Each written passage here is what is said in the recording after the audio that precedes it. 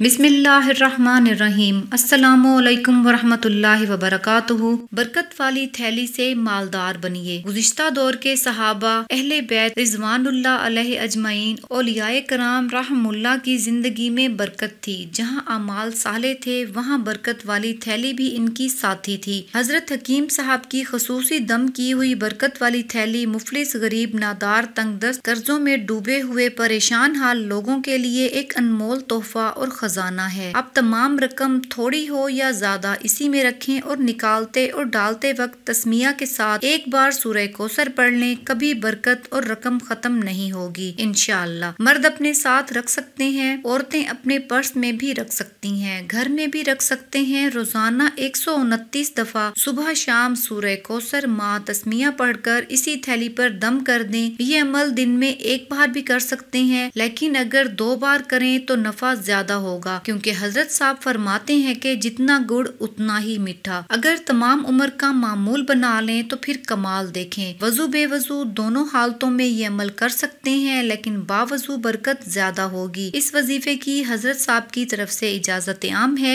आइए हम बिला तफरीक रंगो नस्ल, इलाके, जबान, मसलक और मजहब की कैद से हटकर इंसानियत के लिए आसानियाँ फैलाने वाले बन जाएं और अमन की शमा रोशन करें। अल्लाह पाक हमें इन अमाल पर अमल करने की तौफीक अता फरमाए। वीडियो को लाइक और चैनल को सब्सक्राइब कर लें ताकि ये जज़ाए खैर दूसरों तक पहुँचती रहे।